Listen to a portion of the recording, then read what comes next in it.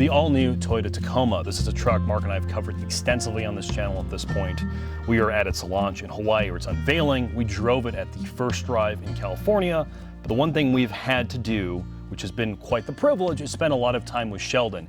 He's the chief engineer of this truck, and we've got to know him over the years. And he's recently been tasked to work on the updates to the upcoming Tundras. Now, what do you need to know about this video? This is not going to be an off-roading video. Mark and I work in the middle of Chicago, where there's not a lot of off-roading opportunities. This is going to be what the truck is and what it's not, how they've improved it over the prior generation Tacoma, why would you buy this thing, and of course, walk you through some of the engineering philosophy in the shop and what they try to address with this generation Tacoma. Now, starting with the interior and exterior, this is on the latest generation of TNGA-F, specifically for the Tacoma. What that means to you as a driver is the body's more rigid. They've spent a lot of time isolating out the cabin, and the big thing from a livability perspective is they've improved the foot to hip ratio, meaning if you are a taller driver, the distance from where your foot is to your hip and that comfort is far, far better than the older generation Tacoma. If you were a larger person, you basically felt like you were driving that thing with your knees in your chest, particularly compared to something like an F-150 or a Tundra. They fixed that for this vehicle. The interior space is, for a truck, ultra refined. Doesn't matter what trim level you get, it is a much better place than they used to be. Mid-sized trucks for a long, long time were essentially appliances. They realize now with how expensive everything is getting, your expectations have risen. You can get this with either a 5-foot or 6-foot bed. Mark will list the towing ratios based upon what trim level you have on the screen. When you get this truck that we have, which is a off-road TRD with every option, it's pushing over $50,000. But from a interior comfort perspective, it's very good. The doors are well laid out, all the controls are physical. Toyota's infotainment screen, despite being hilariously large, is reasonable to use. This JBL with its removable JBL Bluetooth speaker is actually pretty good. The wireless charging pads work well. The heated and cooled seats are actually a godsend in this heat. The back seats are not that large, but they do fold straight up. And the bed itself is very usable. There's lots of both fixed and movable tie downs. You have a 400-watt plug in the back, and you have a different plug for a 12-volt and some USB-C charging points. Other than that, though, I think it's time for Mark and I to head into the shop and put this thing up on the left, where we can walk you through some of the finer details behind its engineering. In the shop with the 4th generation Toyota Tacoma, this is going to be the meat and potatoes of our video. I've had the unique privilege of spending a lot of time with the chief engineer of Tacoma. His name's Sheldon. I first met him a couple years ago at the unveiling of the Tacoma in Hawaii, and we've talked about the trials and tribulations that went into this truck and what his team had to do. So first off, this is an American truck now. Well, yes, the drivetrain is designed in Japan. Obviously, the basic architecture is largely designed in Japan. The Tacoma is an American product. It's designed at the Calti Design Studio, and Sheldon is an American chief engineer. He has to work within the constraints of what this architecture is. The reason why people bought Tacomas in the past, according to you, the viewers, as well as the forums and Toyota, is that they were bomb-proof, efficient at what they were intended to be, which is a mid-sized truck, and they did everything reasonably well. For this generation, they had to live up to that bomb-proof reliability, but they had to deal with a changing market. Not only are emissions more complicated, but people themselves are asking more out of their trucks. They're getting more expensive. The competition, which was largely throwaway in the past, is now better than ever. And these vehicles have to be more things to more people. They have to be a daily driver. They have to be comfortable. They have to be a substitute for a small SUV or full-size SUV. They have to do truck things, and they also have to last a very, very long time. So how do they accomplish that? Well, let's start with the frame. This is on the TNGA-F architecture. It is Toyota Lexus's highly scalable truck platform, and it underpins everything from the LX, Land Cruiser, GX, upcoming 4Runner, Tundra, and Sequoia. However, it is highly modular. It is not the identical frame. They can gauge up and gauge down the steel where necessary. They can change the length of the ladder frame, and the suspension hardpoints can be moved slightly. The overhangs can be changed in the front and the rear. This is highly, highly flexible. And with their Tajima welding, their patented welding structure where they add blanks into certain areas, with the gauging up and gauging down the steel, they can make the frames as light and as efficient as possible for their intended purpose. The Tacoma has the same width as a Tundra, but it is obviously much shorter. And this truck has to be stretched. It can be their extra cab 5-foot bed all the way up to their quad cab 6-foot bed. There's a lot of flexibility there. Now from suspension, so the base model truck is the SR grade. It starts at just over $31,000 and it is a leaf spring truck. It is their work truck. Mark and I joke this is the poverty trim level. This is for somebody who doesn't care about refinement and necessarily be all end all of handling or off-road capability. They just want a truck. And that's what this thing accomplishes. It can be 4-wheel drive, though it's predominantly sold as rear-wheel drive. And the leafs in the back are underslung leafs. The reason they do that is so they can easily manufacture this thing and they don't have to change the line to fit the other variants of suspension for this truck, which from that trim level up, so SR5 all the way up to the TRD Pro Off-Road and TRD Trail Hunter are all multi-link rear suspensions. So the SR5, it gets a twin tube shock. It can be had as 4-wheel drive. Then the TRD variants, like the TRD Sport and Off-Road, like this truck, have their own specific suspension tuning. They change spring rates and damper tuning to fit the profile of the truck. So for example, the TRD Sport, well, does not get the monotubes off of this, has more sportily tuned springs and dampers to make sure the vehicle feels a little bit more nimble. This TRD Off-Road, which according to Toyota in the past was one of their most popular trim levels, gets the Bilstein monotube dampers with piggyback canisters in the rear. This truck was specifically tuned to be that heavier off-road truck while still maintaining its on-road capability while being built at a price point. When you move up to the TRD Pro and the TRD Trail Hunter, you get another level of sophistication when it comes to dampers. And you get unique upper control arms. You get forged upper control arms in the front for obviously greater strength and better suspension geometry to deal with rebound. In the TRD Pro, you get Fox dampers, which are adjustable.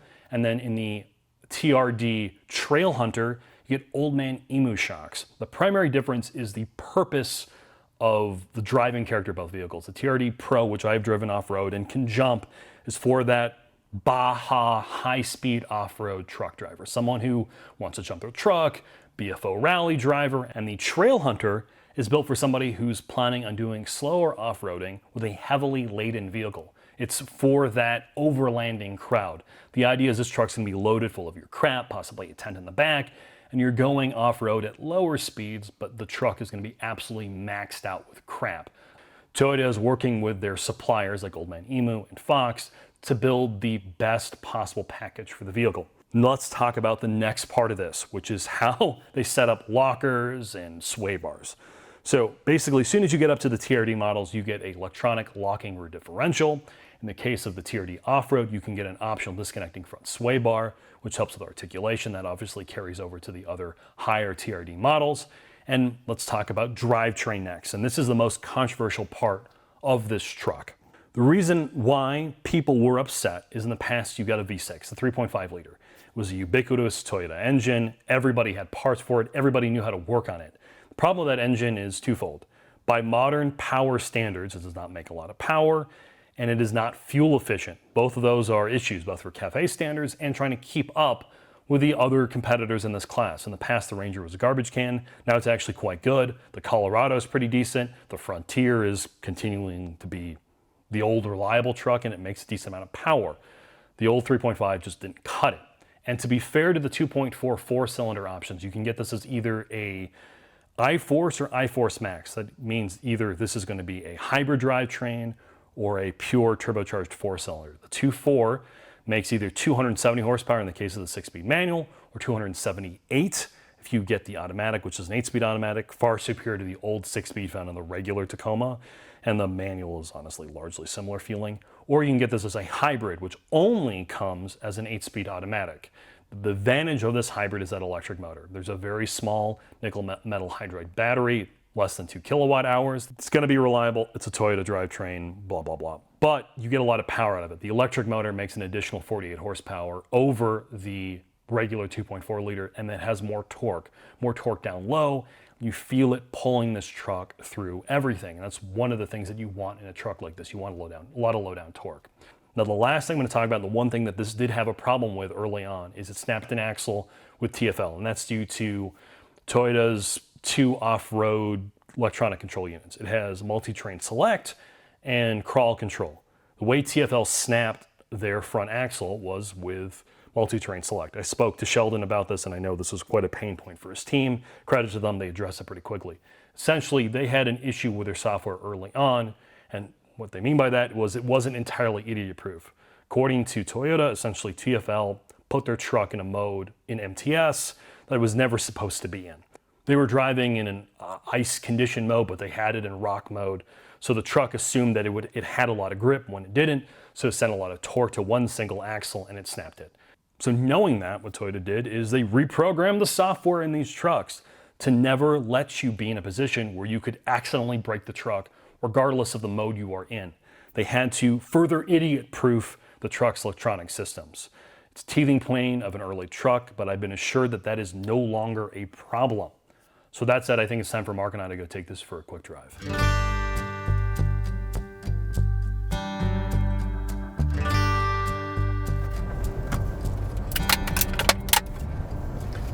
I'm glad you brought a Black Forest cake for this drive, Mark. We're going to talk about the new Tacoma, and instead of overdriving this thing, I'm actually going to have you experience what this vehicle's like in the real world. We're in a TRD off-road, not a TRD Pro.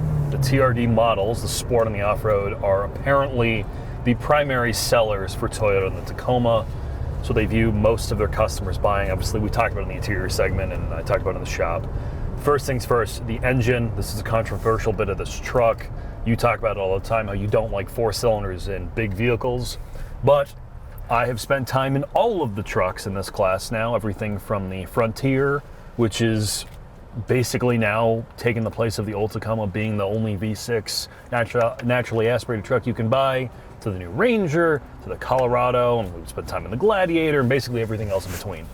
What I think this truck does really well is this drivetrain. Toyota's mastered the 4-cylinder hybrid. So let's take this, the base 4-cylinder. You forgot about the Ridgeline. Oh, forgive me. It's got a V6. I hate to be that guy, it's not a real truck. It's unibody, can't tow, doesn't have a big payload. And no one's off-roading a front-wheel drive based truck. Yeah, I think they are. I think you're wrong about that. All right. But this 4-cylinder, compared to the V6, while it makes the same amount of horsepower, it makes far more torque. It's like 60 foot-pounds extra. The old truck made like 260. This makes 317. 0 to 60, something I didn't talk about in the shop. This is 0 to 60 in 7 seconds, which for a big 4-wheel drive truck is fine. Compared to the old truck, it's over half a second quicker. The real world, no one's doing 0 to 60 runs. What you really care about is going 30 to 50 or 60 to 80. Like you need to pass someone on the highway, you need to merge. Yeah. That's where the 8-speed automatic, which the majority of these trucks sold, where this 4-popper really comes in. Torque's more readily available. Your passing power is more immediate. The downshift's quicker. It doesn't gear hunt.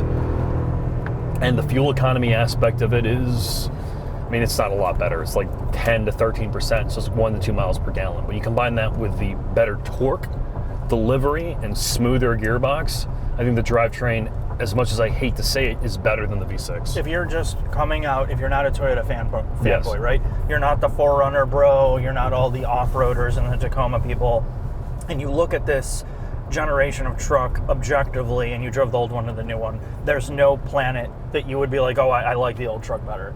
Everything you just said, from refinement all the way around, from drivetrain, chassis, interior, everything's better on this truck. You can't even argue it. But the thing is, Toyota fanboys and Toyota people that love these types of products, it's more than just about the new stuff. What they want is tried and true. What they want is the fact that they're still going to have this truck 25 years from now, assuming it's not going to rot out. So that's the X factor here. That's why people are complaining about it so much, is they don't care so much about refinement as they do, is this thing going to work? I think I talked about it in the shop, and I spent, as I've referenced in this video, a lot of time with the chief engineer, Sheldon, on this thing. And they are, it's an American team. This is one of the few Toyota products, along with the Camry, that is actually designed here in the United States, right? By an American customer, an American engineer. And they're well aware of why people like Tacomas, and their thing is, they're doing everything they can to ensure that it's reliable. Toyota views things in decades, not quarters, like a lot of American brands. They really have a long view of this stuff. And if you have a little bit of faith in the brand, which, to be fair, I think they've earned it at this point. Yes, there's some problems with the Tundra. Yes, they have recalls. But they do seem to actually care about their product and the grand scheme of what it is, I'll give them the benefit of the doubt in that regards. And then when you drive this thing, and most of the time, again, Tacomas are not really fleet purchase vehicles. They're for people who buy them for their own personal work or lifestyle stuff. Yeah. Versus the two competitors that I think most people are going to cross-shop this with, other than the Frontier, which you're buying the Frontier if you don't buy anything I'm saying, you just want a V6 naturally aspirated old school truck, are the Colorado and the Ranger. Long term, as I hate to say that, in this Toyota product than a GM. I mean, do you agree or disagree? I don't know.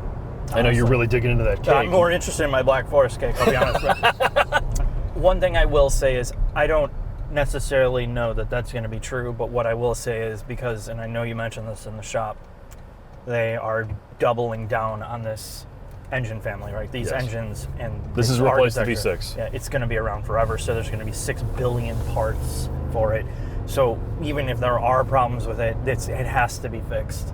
Like, it has to be fixed and right away. You'll be able to get parts for this in 15 years. Right. Yeah, and I think that's the big difference. Is okay, maybe it won't have the ultimate reliability of the old one, but you will have the know-how and the parts and the supply chain and everything that goes along with keeping this thing on the road for a long time. And the same thing goes for the hybrid. If you choose to get the hybrid variant, the iForce Max, you get slightly better fuel economy, it makes even more power, and Toyota's been doing hybrids for 20 years now. Yeah. And they've done a good job. Some, yeah.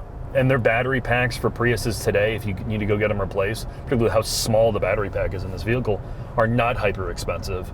And your day-to-day driving character of that vehicle is really good. Yeah. The torque fill, the electric motor, further deletes any of the weird turbocharged power delivery of this drivetrain, which honestly, no truck is fast off the line to begin with. And I think this 4-popper, because the torque is delivered so low, is really good. So Mark, with that, I think it's time for us to head in the final thoughts and for you to go to the hospital.